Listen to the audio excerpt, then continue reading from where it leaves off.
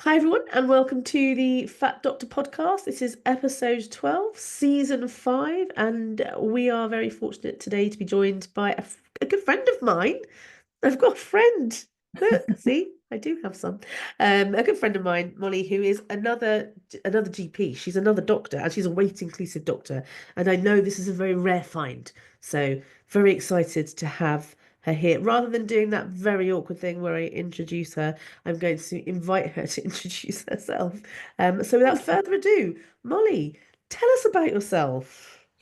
Thank you. Great to be here. So, yes, I'm Molly. My pronouns are she, her. I'm a perpetually exhausted and overwhelmed human being, an autistic ADHDer, a mum of three, two of whom are neurodivergent. And as you said, I work as a GP. So, I mostly work in community pediatrics, and I'm a workshop facilitator for Body Happy Org. And I have my own business supporting families and carers of children with feeding differences. And I do my best to practice in a weight inclusive, neurodiversity affirming way through the lens of health and social justice. And you really do. And like that, it's very rare that I meet people who are very much aligned with me, kind of in many areas. So sort of when I can find something in common with someone, but to have so many things in common, it's quite extraordinary. So I'm very lucky to have you in my life. Thank Um, you. Thank you. and I think it's really important that you mentioned these things. I practice from a weight inclusive perspective and also a neurodiversity affirming. Um, Tell me how you got into that. What sort of made you realize that this was a good way to practice medicine? Gosh, I wish this was a more kind of linear story, but it's very Never. higgledy-piggledy and quite convoluted. I mean, I suppose throughout my career and even kind of as a medical student, I have always felt a bit of a pariah, particularly in kind of medical circles. And I've always been very aware of the dynamic between doctor and patient. And, as a medical student, I can remember being quite upset by some of those interactions and the way there's this kind of culture of not really believing patients or kind of invalidating their experiences and sometimes silencing. um I was thinking about this before we recorded, and I remember as a junior doctor, um on medical on call, treating this young guy who came in with viral meningitis. He was complaining of a really bad headache, so I prescribed him some medication and gave it to the nurse to give to him. And she kind of scoffed and looked at me and said, oh Molly, one day you'll learn. The Mm. implication being that I was this kind of softy, and for Yeah. goodness sake, he wasn't in that much pain. So yeah, I've always had this sense of slight discomfort with those, well, not slight, extreme discomfort with those kind of conversations. Hasn't felt right with me. And yeah, that doctor patient relationship, that healthcare professional patient relationship can be harmful. And I think that's kind of led me to where I am now. That sense of, yeah, that power dynamic, which I now have the language for, which I never used to have the language for. um I was working as a GP and feeling a bit, I suppose, disillusioned. Wasn't really enjoying it, wasn't feeling very fulfilled, and was kind of desperately trying to find a way that did fulfill me. I discovered lifestyle medicine, and had a dalliance with that for a few years, and went down some serious rabbit holes.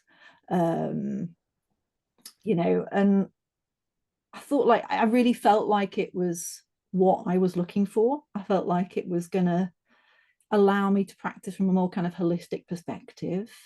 Mm. And, I hate to say it, but it was this whole idea of kind of prevention better than cure. Yes. Um, but at the same time, I was also kind of recognizing my own neurodivergence, my children's neurodivergence, learning more about autism, learning more about learning disabilities, and understanding health inequality, health inequities, um, and seeing that, yeah, how people are treated when they seek healthcare really impacts their health. Um, and learning about autism obviously then led me to learning about eating disorders. So on the one hand, I was there kind of learning about eating disorders and how consuming and life-threatening they can be. On the other hand, I'm in this lifestyle medicine space where we're kind of arguing over the minutiae of, a plant-based diet versus a ketogenic diet. Yeah. And what is missing from this conversation, guys, is how are people feeling around food? How stressed are these people around food? What impact are we having on somebody's relationship with food and stress levels when we're basically creating fear over an entire food group? Mm. Um, and I actually I read the kind of obesity code and the diabetes code, and yeah, this was in the kind of ketogenic diet phase of my Yeah. rabbit holing. And I remember sitting with my children and they were eating like white pasta, and I was feeling really stressed about the fact they were eating white pasta. And luckily, Uh-huh. I had the insight to go, that's not right. you know, Right. I don't want my kids to pick up on that stress. I want them to be able to enjoy pasta. Um, and I mean, the flip side of this is that as a parent, I was always very aware of the language I was using around food, the language I was using in terms of my body around my children. And so I was kind of listening to, I was in the space of body acceptance and intuitive eating. And I'd love to remember how actually I heard about fat liberation and the anti-diet space, but it must have been some podcast that I listened to around kind of intuitive eating in children and body diversity. And that led me to, I think it was the Christy Harrison podcast. And then I read her book. And then, yeah, that was, I was on maternity leave at the time. So of course I was kind of trapped on the sofa breastfeeding for hours. And so that was like the perfect opportunity to seriously like delve into this special interest. And I couldn't, yeah, I mean, I'm sure you can remember it too. Like you can't really believe what you're reading Yeah. when you discover it. And It is exactly the opposite of everything you've ever learned. Yeah, like you're reading, like it can't be true. How could it possibly be true? This is the opposite. It's, yeah. absolutely, yeah, that kind of cognitive dissonance you first get when you're like, no, no. Mm. And then the more you read, you're like, oh yes, like actually this completely ties in with what I hear people telling me, and when I'm sitting there trying to give lifestyle advice, actually social circumstances, you know, social determinants of health are a massive part of that. These people have been on diet after diet after diet. Um, so this ties in with what I'm reading. And yeah, like you say, it's like looking back through everything you've learned through a different pair of glasses. Mm. And part of that is recognizing that I had caused harm, like I had been getting it wrong. But why are not more people talking about this?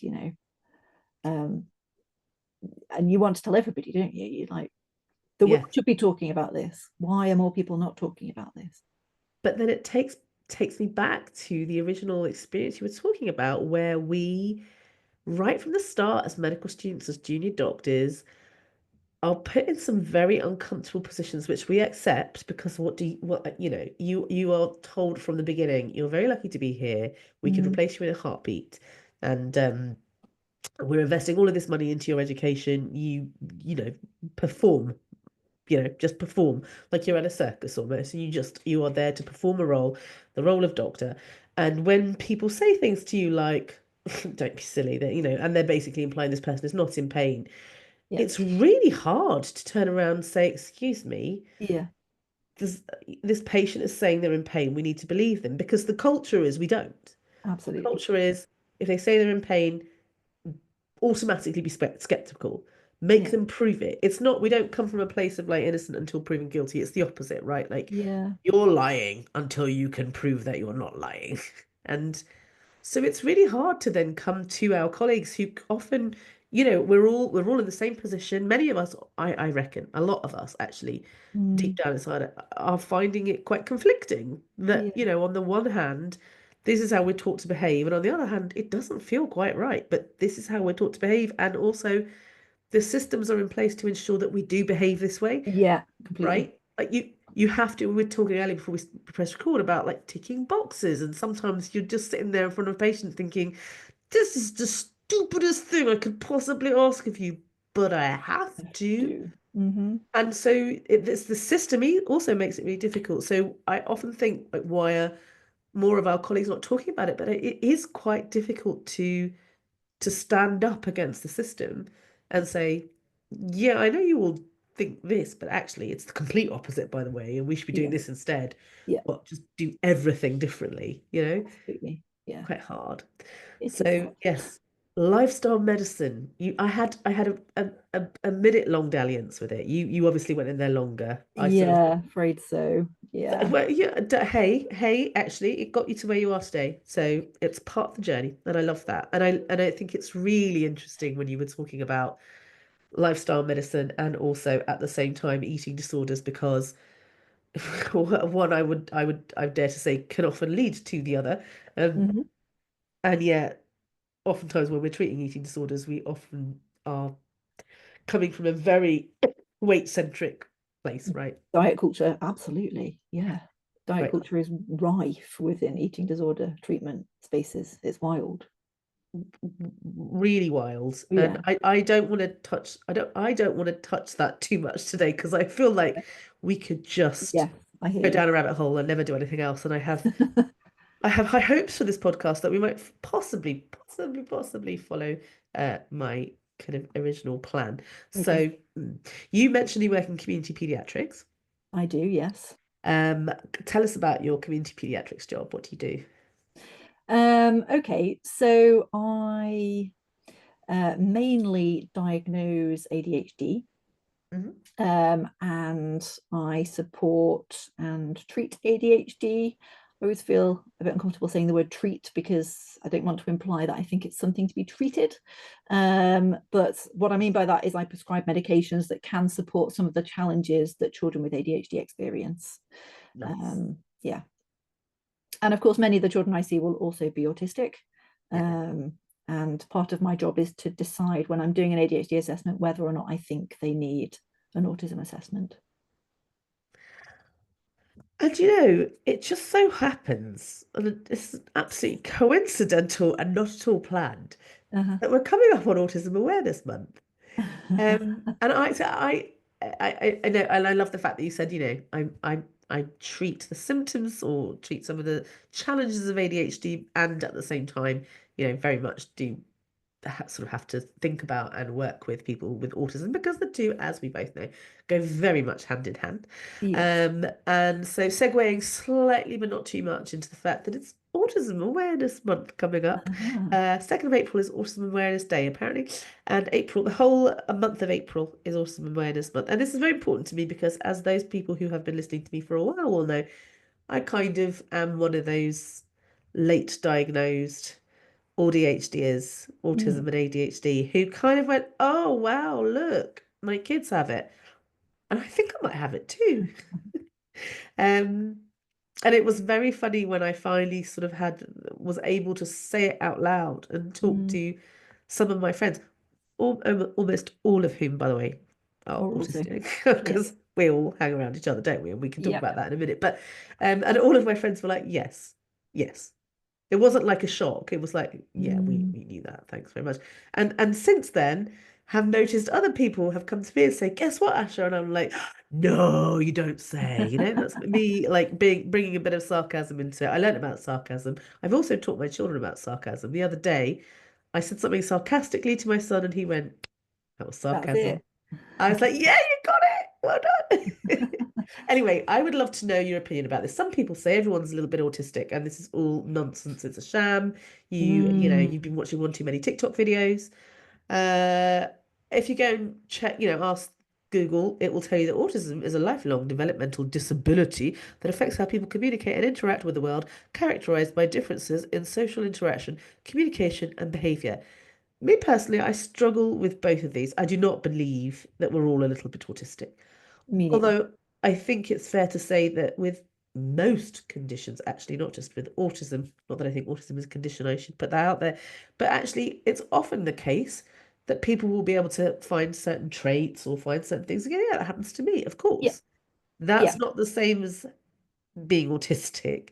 I also don't always like the language around, autism spectrum disorder Disorder. Yeah.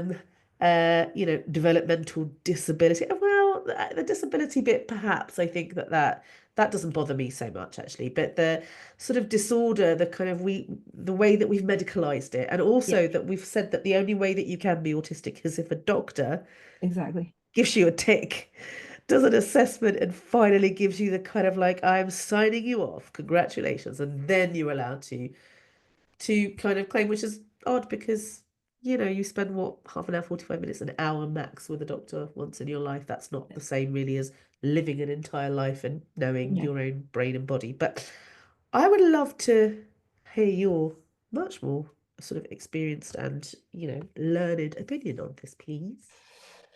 Um, I mean, I would entirely agree with you, and I think you've explained that perfectly, that people get confused when people say things like we're all a little bit autistic, that actually what we're referring to there is if we look at individual autistic traits, Yes. most people would be able to relate to one or two of those autistic traits. Sure.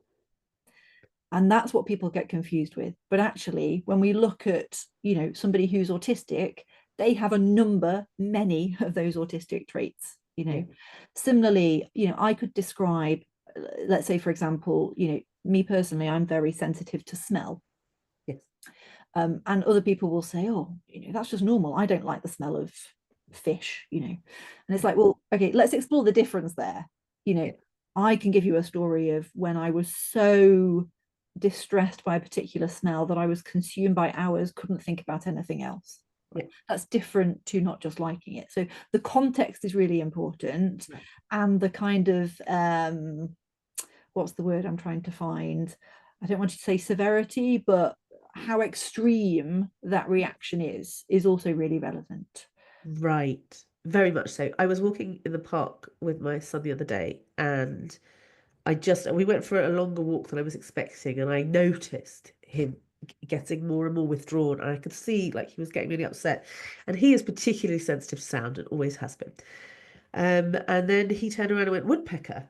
And I was like, oh yes. And I could hear the woodpecker, which was really like you could hear that sound. Mhm. But what people don't seem to understand is that is so loud for him. He Yeah. cannot not notice it. But there's also the woodpecker and there's all these other sounds. And he was saying it's getting louder and louder, and he just can't, like, it hurts. It physically hurts him. So, sure, people pick up on sounds, but for me, it's not sound so much, it's other things, but it's usually for me different sensory issues. But for somebody who is so bothered by sound, I don't think people understand how loud those sounds are. They are Exactly. intense. They don't, Exactly. they're impossible to ignore. Yeah. Um, and I often got told, and I only realized this recently, this is going to be one of these situations where I'm basically venting and telling you all this Fire stuff about away. me. Yeah. Um, I always used to be told how rude I was because I used to listen into other people's conversations when we were in a crowded room. I Mm, couldn't help it. yeah. And I didn't, and people would always be like, you're so rude. I don't think people realize how loud these conversations were. They were right in my ear. I know they were sat over there, but I could hear everything they were Yeah. saying. And then I was just like, oh, I couldn't help but be drawn into a Just couldn't conversation filter it because, out. Yeah. yeah, I can't block out the background noise. It's just not possible to block No, out background noise. That is exhausting. it is.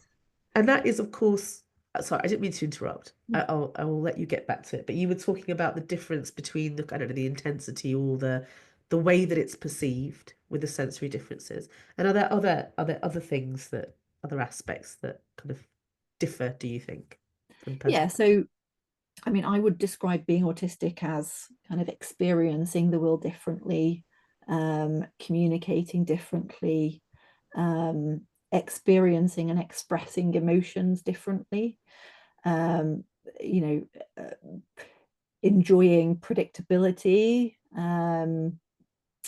having a kind of monotropic approach to interests.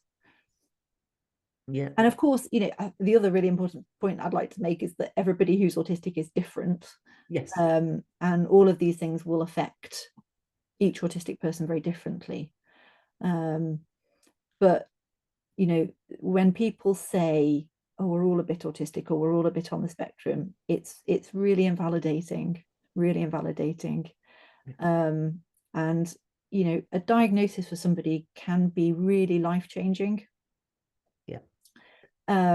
And to have had that kind of realization, and to have been in a position where you understand yourself better, you have an improved sense of identity, and you've kind of found your community, to then have that kind of minimized and invalidated is horrible. Please don't do it. Yes. Kind of almost on a par with the man who's saying, I've got a really bad headache because I've got meningitis, and the Yeah, nurse going, you haven't. Yeah, not really a headache. grow up. Yeah. Yeah. So one of the things that I think, and I think I personally thought this for a really long time, which shows just how little I knew about autism, but this idea that it is a spectrum. And so a lot of people I talk to will say, well, I can't possibly have autism because I have no problems speaking, I have no problems with language and communication, or you know, there is this kind of horrible stereotype and a horrible trope, really, of There what is. an autistic person Yeah. behaves like. Yeah. And well, that's not me. So Mm. that's and then there's also this confusion about like you're either like this way on the spectrum or this way on the spectrum. It's this idea that like you're either high need or low need, I guess is the word I'm looking for. And then there was this kind of, we don't use the term anymore, but Asperger's was there around for a long time, which threw even more confusion into the loop. So I wonder if you could unmuddle that for us a little bit, Molly. No pressure. Yeah, I mean, I think functioning labels are extremely unhelpful and actually Yes. very harmful, because when we, as an outsider, look in and judge somebody's level of functioning, we're basing that on what we can see. And it also comes from a place of ableism, because we assume that somebody who is wheelchair bound, non-speaking, is not functioning as well as Yes. somebody who has got a job, etc., etc. Yes. And also, we don't know anything about that person, who is supposedly high functioning. Yes, they're going to a job. Yes, they, have got a family and they're managing that responsibility. But what we don't see is, we don't see the fallout at the end of the day. We don't see the impact on their mental health. We don't see how utterly exhausted they feel. Yeah, so yeah, functioning labels are extremely unhelpful, and I'm so glad that we're moving away from them, because they tell us so little, and I do believe they are rooted in ableism. And so you mentioned obviously sensory processing as one of Yeah. the ways. So I'm kind of thinking people might be listening to this right now. And if you're listening to this right now, and if you've been following Asha for a long time, there's a chance. Now, there's not like a definite like diagnostic tool, but there's a chance you might be a little bit neurodivergent. And we do, I think, and I'm sure Molly, you can explain this a little bit better, but I have noticed that we tend to find, like you said, our group of people that we can relate to and that make sense to us and help us make sense of the world a little bit. And once we find them, we kind of stick together. And so, yeah, I'm quite conscious of the fact that a lot of people might be listening, going, it's possible I might be autistic, but I don't believe myself because there is that sort of almost imposter syndrome or like Yeah. self-doubt. If Yeah. I try out that label a little bit, it'll always be like, oh, but everybody's, it was just a TikTok video, or it's just that's what everyone's doing. I don't want to jump on the bandwagon. It's Yeah. not as bad as everybody else, and all of these thoughts that we're having. So if you can imagine somebody listening in right now who may be toying with the idea that they've always been a little bit quirky, a little bit different, a little bit rude. Everyone got Mm. told it was rude. It was so rude. You're so mean. And you're so what's the word? Not callous, that's not the word, but like unfeeling. Like, you don't like, oh, can you think of the word, Molly? Like when you Uh, don't care about people. No. cold. I don't know. Cold, yeah, a bit cold, yeah. So maybe those are words that have been thrown at you from time to time, maybe when you were young, because this is something that happens from childhood. So yeah, it might be something that you've always grown up with, and you might be really good at compensating for it or masking, which is the word that people, use to describe like the fact that, you've been told you're rude so many times that now you've learned to not be rude. Uh-huh. But when you're your natural, normal self, you can be a bit abrupt or a bit, the way you communicate isn't quite the same as your peers. So imagine there's this person out there listening to this podcast right now and they're thinking, I wonder if that's me. What would you tell them? What would you advise them? Or what might you ask them?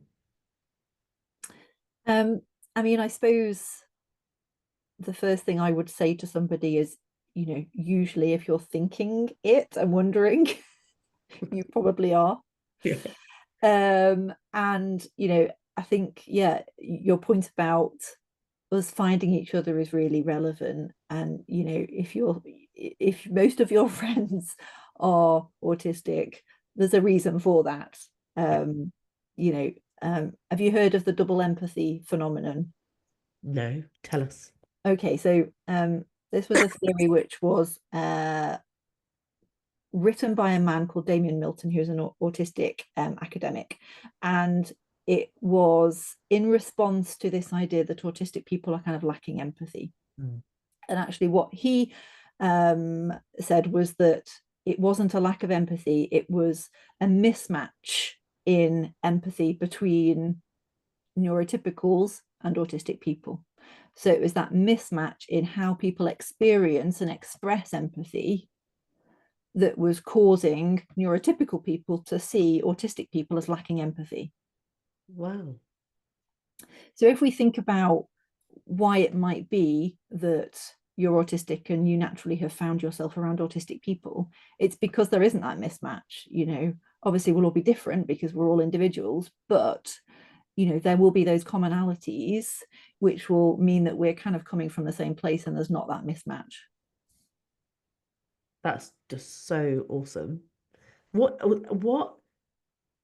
what was the difference? I'm curious because when you don't know what it's like to be neurotypical, what does it mean to experience empathy as a neurotypical? I only know what it means to experience empathy as me, and I Mm-hmm. do know that I experience empathy a lot. Mm-hmm. Sometimes I feel to the point of exhaustion and to the point of I wish I could turn it off because it's quite, and there's also that sense of justice as well.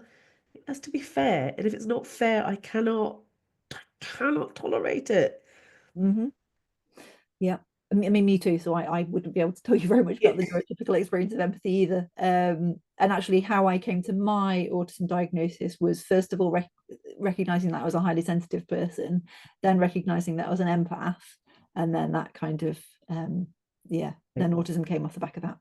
That's so helpful to hear. So if you're listening in, like being empathetic does not exclude you from an autism diagnosis. Actually, often is a as a sign saying that this might be the case. Not all empathetic people, of course, are autistic, but No, it's yeah, yeah. So I suppose in answer to your question, if somebody was curious, then I would really encourage them to explore that and to recognize that self-diagnosis is entirely valid within the autistic community. And if you're a true autistic ally, you will agree with that. And I get very annoyed by the whole misinformation on TikTok. And actually, for me, the most dangerous misinformation is that held by people in power.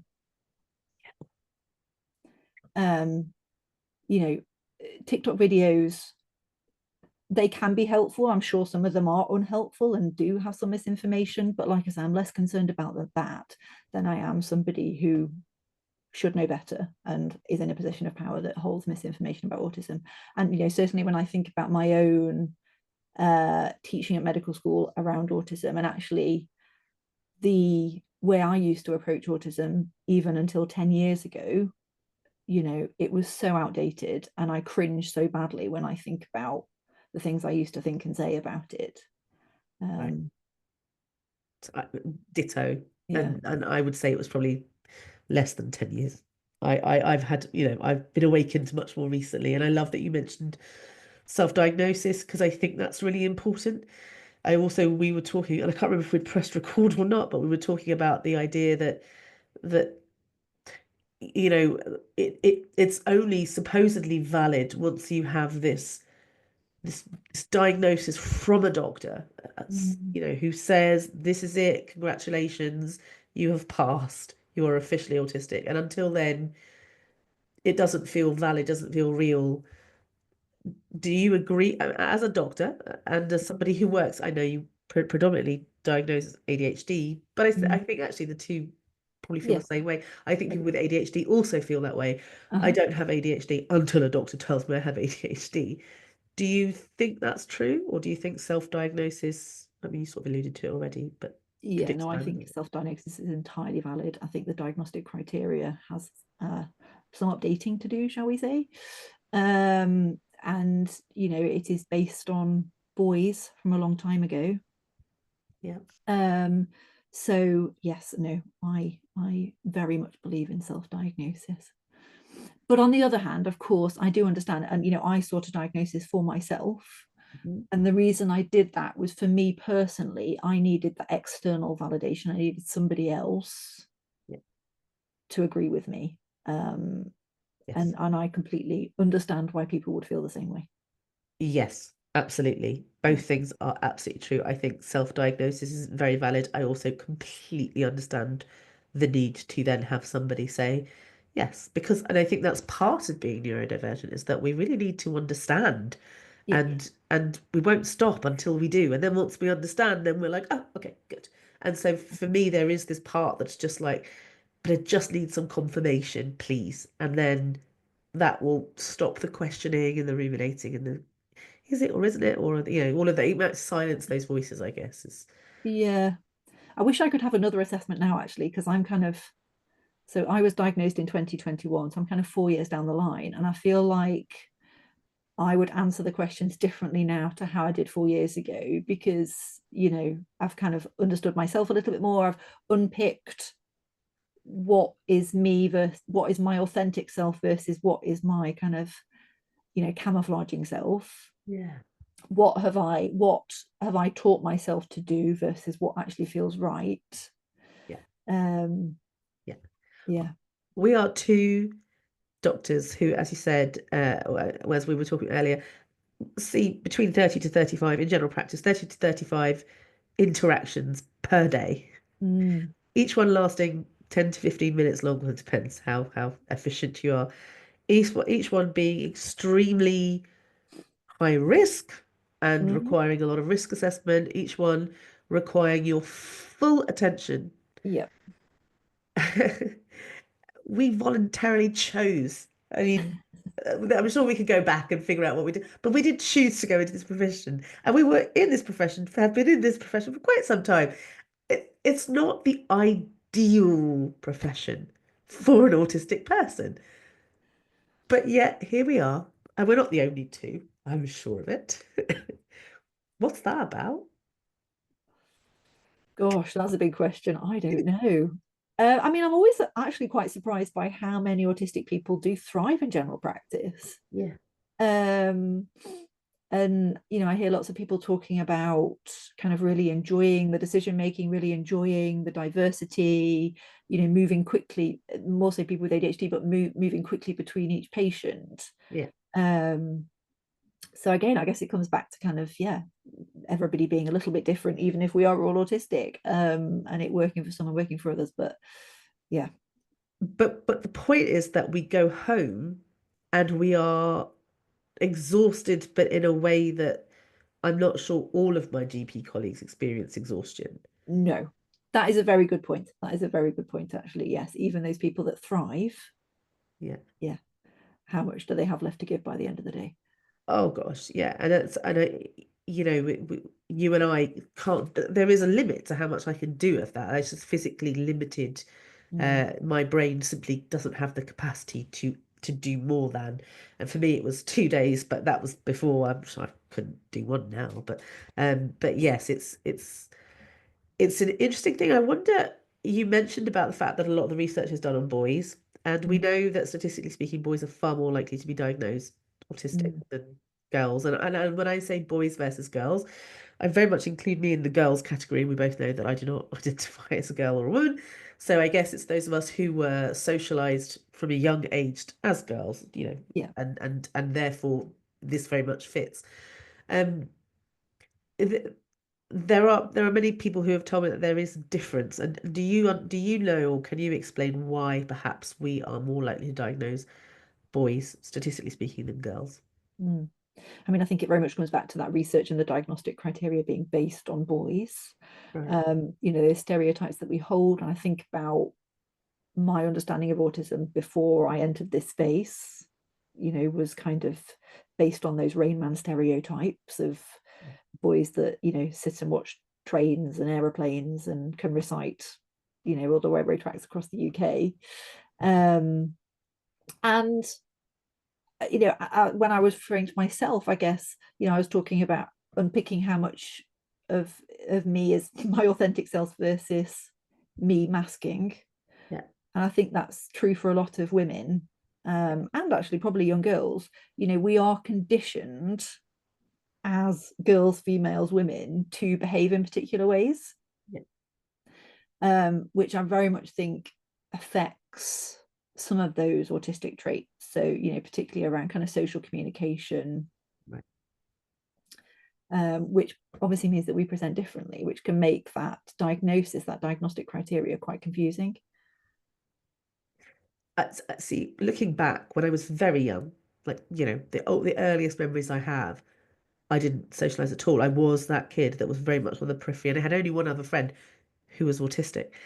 Um, and so I didn't do socializing. I didn't understand playgrounds, and I was notorious. People, my mother used to complain about the fact she couldn't take me anywhere. Um, and but I did learn, and I actually got quite good at it. And I think now, so, you know, I don't particularly ever want to interact. I have to force myself to socialize now. Yeah. It's very much like, I think it's important that you don't completely isolate yourself, Asha. You work from home now. You probably need to go out and be around people from time to time. But if I could, I wouldn't, because it's not particularly enjoyable to me. But 5, 10 years ago, I was the life and soul of the party. I was the extrovert. I told everyone I was an extrovert. Okay. I told everyone I Fascinating. got my energy from communicating and being around people. Okay. Do you relate to that? So I was a very sociable Right. teenager and young adult, and my parents would describe me as very sociable. And actually, my mum talks about when I was a young child, she used to have to constantly keep me entertained, kind of, taking me to other people's houses. Right. Um, but I was also extremely socially anxious, Right. and found socializing utterly exhausting. Um, and before I understood myself, and again, this is why diagnosis is so important, I didn't set those boundaries for myself. I didn't advocate for myself. And I forced myself into situations that were uncomfortable and anxiety provoking because of, these expectations that society put upon me and then I put upon myself to Yeah. socialize. So, now would I go to a nightclub? No, absolutely no way, because it would bring me zero joy. Yeah. But I used to force myself to do things like that. Yeah. Exactly. Exactly. And uh, this links into something I wanted to talk with you about. Uh, Bear with me, follow my train of thought. Um, So one of the things that you do is you mentioned that you did you say did you call it a private business? Tell me, what did you refer to Yeah, it as? I think I said business, but I'm struggling to find the right word for it. Right. Private practice, I don't know. Yeah. Yes. Yeah. Well, whatever. Private practice, whatever, folks. It is what it is. It is something quite new and quite different. It Mm. doesn't fit into any real box, and that's what makes it so awesome. But I'm obviously going to put Molly's the links to all of Molly's Instagram page and Molly's website in the show notes. Please go and have a look. But I'm going to read from it, which I find really helpful, because we were talking about masking and sometimes forcing our not having these boundaries and forcing ourselves into very uncomfortable uncomfortable situations. And I do think food absolutely comes into this. I And agree. I really love there's this bit from your website, which I'm obsessed with. I challenge the mainstream view of nutrition, which is very binary, moving away from the idea of food being either good or bad, or healthy or unhealthy, and moving towards thinking of food as something that can be enjoyed and provides many things as well as nutrition. For me, food can be about connection, memories, and enjoyment. Alongside this, I also consider health to be very complex and multifaceted, and so much more than how many vegetables a child eats. And Mm. one of the things that I think that you help people to do, but correct me if I'm wrong, is to, am I right to think unmask when it comes to eating? Is that a good way of putting it? Yeah, absolutely. Be their Yeah. authentic selves, Right, feel safe enough to be their authentic selves, right. and understand their feeding behaviors, help the parents understand those feeding differences and feeding behaviors, and understand what accommodations can be put in place to support that child. And the goal is never for a child to eat more pieces of carrots or eat a piece of broccoli. The goal is for the child to be as safe as they can around food and for their needs to be being met. Amazing. And I want to say, as a parent of neurodivergent children, and not realizing this until they were a little bit older, I spend my life trying to create meals that somehow accommodate not just one, I know. three Yeah. children with different Different. food sensitivities.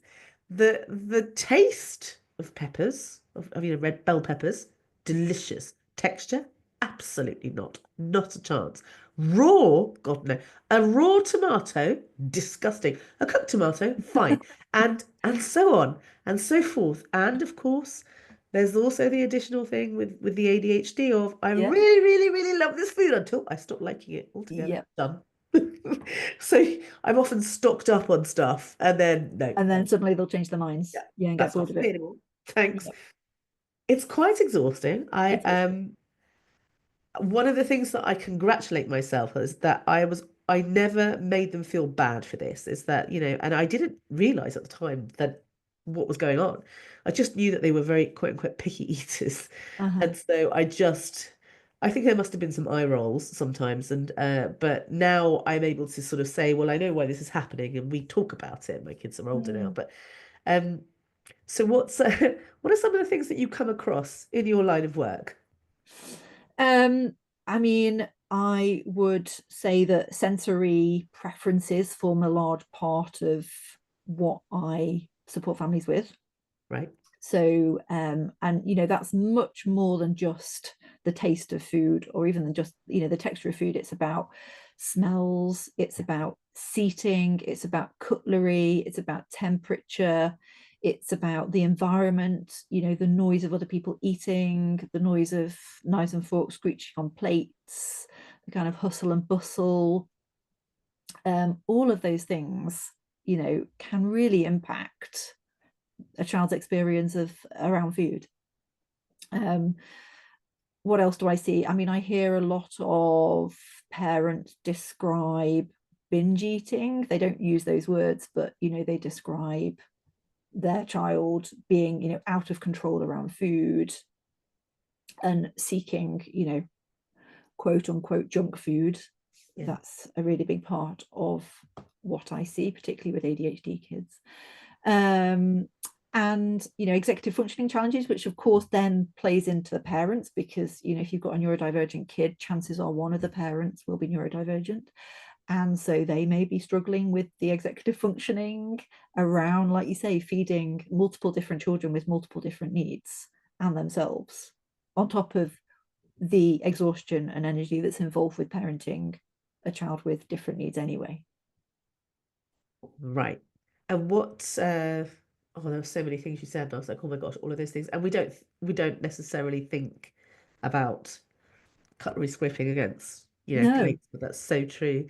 I used to really believe that food had to be eaten at a dining table, that we had to sit down and eat a meal together. Oh, that's so interesting because that's something that I've really changed my attitude towards even over the last 2 years, in even since being in the anti-diet space. Kind Right. of when I entered it, I was very much like, it's not about what the child eats, it's about how they eat, it's about that connection, it's about being with their family meal times. And I placed like so much importance on this kind of meal time. Yes. And actually, I think that can be just as harmful as focusing on how many carrots they're eating. Because as you said, like that can feel unsafe, that can feel very unpleasant to many children, my daughter included. And actually what we've noticed is since reducing that pressure and allowing my daughter to not eat with us and eat separately, there's more chance that she actually will eat with us because she has that reassurance, she has that feeling of safety that it's okay, she can eat somewhere else if it's too much. Yeah. Oh my gosh. Once I released, because, and I think a lot of that came from diet culture as well. Like you're not Definitely. allowed to distract yourself whilst you're eating because Yes, you have you to must, focus on the food and it's got to be right. mindful. Yes. Yes. Yeah. Mindfully, but actually, for my children, often it involves, headphones on and like cutting off the sound from the world. That's actually the most therapeutic thing for them when it comes to eating or listening to music or God forbid on their screens, Oh, I know it's God forbid. Yeah, I terrible know. parenting. Like, I allow my children to be on their screens and watch YouTube clips. I fully admit I'm a terrible parent. That's fine. Judge me all you like. But this this idea of also it was also the kind of it was at the end of the day and everyone Mhm. was tired. I was tired. We were all tired, and we were trying to form a connection. Force. Yes, Yeah, force a connection. exactly. And we're a really close family. We don't. Right. It's not that we don't love and care about each other. We can absolutely form this connection outside of mealtime. The family meals. Exactly. You don't need a mealtime to do that. And that's been really quite revolutionary for me. And yeah, again, it goes back to forgetting the shoulds, forgetting those neurotypical standards that tell us that a happy, good family sits at the table and all eats together and talks about their day. And no, for neurodivergent families, that can look very different. That connection can look so different, and it can appear in different ways. It doesn't have to be that. I'm cringing actually because I'm remembering a phase I went through where I did this thing where I asked each child, I had like a set of questions that I asked each of my three children at the meal times as like kind of forced Yeah, I did something connection. similar. Yeah, I get And you. like, my kids are demand avoidant, like probably the worst thing I possibly could have done to them.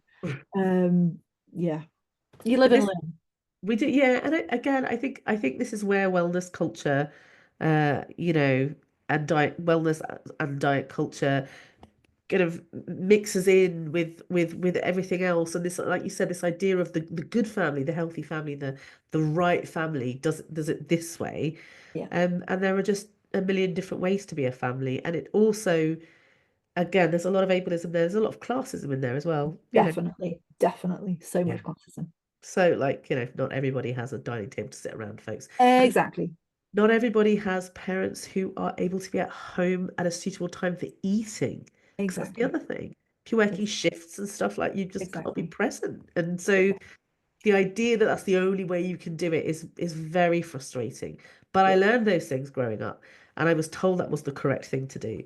And I always felt very ashamed. But actually, to be honest, by the end of the day, I really don't want to do any peopling, even with the people I love. I just yeah, want, as my daughter often says, I just want to be in my room in the dark, turn off the light. yeah, Fair enough, because that's how she deals with it, and is very good actually at saying about social. She'll call it her social energy levels. great. Very she in her mind I can tell she's envisioning a game and like Wow. the kind of that kind of battery that slowly dies down until you Yeah, it's she's just envisioning a low battery, and she'll often say low battery or that's low energy brilliant. levels. That's That's it. brilliant. I'm Yeah, off. I'm going. Leave me yeah. alone. Don't come back to me until give me a few hours, which is really great. But I do remember feeling that way and being told that that was absolutely wrong. Oh yeah. And so how do we support parents or even it doesn't have to be a parent. It could be you as an adult, actually, who Mm, perhaps has ADHD mm, and is seeking certain foods and then is as told that they're binge eating or believes that they're binge eating, or they've got a child that they think is binge eating. And that's terrible because they might get fat, or maybe they are fat, and that's even worse because then mm. that's the end of the world. What would you say to somebody in that situation? I mean, a lot of what I do is about um, changing that mindset in terms of what a healthy person or a healthy child looks like, and understanding that health is so much more than, how many pieces of broccoli a child eats. And actually, when we're looking at a child, let's zoom out a little bit and think about what else we want to be thinking about. Think about this child in 20 years' time, right? And what else we want for that child. And most parents can recognize that actually in 20 years' time, not they don't just want their kid to be eating broccoli, they want their kid to be, happy, confident with their body, confident around food, have that kind of healthy relationship with food. So that's a really important first step, and one of the main things that I do with families and parents, which obviously takes a long time because there's a lot of unlearning there. And I have full compassion for families, because of course we are consumed by all these messages about healthy eating and what we should be feeding our children. you know um there is serious moral panic going on at the moment around ultra processed foods, for example. Yeah. So of course I understand why parents feel anxious when they're confronted by a child who is only eating packets of crisps, for example. um, but yeah, so what I try and encourage them to recognize is that actually that relationship with food is really important, and particularly when you've got a neurodivergent child, having that child feel safe enough to be their authentic selves and having their sensory needs met is a really important aspect of their health. Right. And when we're thinking about binging, the starting point is always a binge will come from a place of restriction. And that might be self-inflicted restriction through dieting, or it might be restriction as a result of an ADHD kid who is distracted, forgetful, doesn't have, hasn't been able to make lunch for themselves, or is on ADHD medication that's suppressing their appetite. So therefore, the solution is not to restrict any further. The solution is to think about how we can prevent them being in this state of restriction. So, ensuring kind of regular access to food throughout the day, for example. I talk to my kids in my ADHD clinic about this a lot, that, when they're on ADHD medication, they're not going to feel so much like eating having a big lunch. So we need to make sure that they've got access to smaller snacks throughout the day, so they're not getting home and they're not completely ravenous. Right. And this can be very problematic at school because I've got a child who will really struggle to eat breakfast, just force, almost has to force it down their gullet, uh, just not in the mood for eating when they first wake up, and then cannot handle food. Like just it's lunch at school. That's the problem. It's the noise, it's the smells, Yeah, it's all yeah. of that stuff. It's too much. And yeah, I'm gonna be really, really, first of all, she's old enough to make her own food now, so I let her pack her own lunch. Mm-hmm. Do not comment on what she puts in there. She can put whatever she wants in there, and I don't comment. But I'm perfectly aware of the fact that my daughter makes herself a Nutella sandwich every day for lunch. That is her.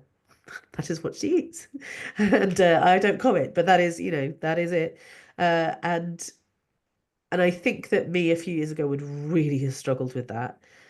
Um, what do you like? What do you say to people who are like, my children only eat white bread, white pasta, white food. Often beige food is quite I'll only eat if it's beige. Cannot force my children to eat fruits. It's just not possible. I would have to literally shove it into their mouths. That would be awful. So what do you say to Exactly. people who are really worried my child's not getting enough nutrition? Mm. So multivitamins are great Yes. things. And of course, it's important to think about how we give those, particularly when you've got a child who is, particularly a child with ARFID, for example. But there are usually ways that you can get a multivitamin into a child. Are they growing? Are they pooing and weeing? If you kind of ticked all those things, then they're mostly okay. Yeah. And then, like you say, well, we've got a child who will only eat a Nutella sandwich, and when you try and give them fruit and vegetables, they get very distressed. So, you've got two options. One is you continue forcing fruit and vegetables and creating distress. Or the Yeah. second option is you think about the environment, you think about what other things that you can be doing. You can not be commenting on that food and creating those positive relationships and behaviors around food and modeling that yourself. And that is what I would encourage parents to do. And that's what I hope I managed to do. Yeah, that's amazing. And of course, when my children are at home and in a safe space, they have a much more varied palette. I've noticed that it's usually in stressful environments like school, and it's, there's not much we can do about it. But I was also the same when I was at work. It was really difficult to eat at work. I don't know. Are you an eat lunch at your desk type of GP, or are Yes, you I at really lunch in am. your common in the No, common room type of person? no, no, no, yeah. It's at the desk, right? Yes. Yeah, and so actually it's better to eat lunch at the desk than to eat lunch in public, but still it's not relaxing and we can't enjoy food. And I really like that you said food can be about connection, memories and enjoyment. That is just Absolutely. so important, isn't it? And I think we really have lost that. I mean, honestly, I think we totally overstate the importance of food and nutrition. And I realize I'm not a dietitian and nutritionist, so I'll say that a little bit nervous. But, I think we're obsessed. Yeah, And it means that we have stopped enjoying food. And like you say, we see it purely for its nutritional value. You know, we look at food and that's all we see. And actually, food has so much more to offer. When I think about blackcurrant and licorice sweets, I think about my grandma. When I think about fish and chips, I think about the time that I went to, Cornwall with a friend. yeah, Food can evoke memories. And yeah, isn't that great? yeah, and be extremely comforting. Um, Absolutely. And there's no, again, diet culture has created negative associations with kind of, comfort eating, for example. And like, what's wrong with when you've had a good day or a bad day, having whatever you want to eat?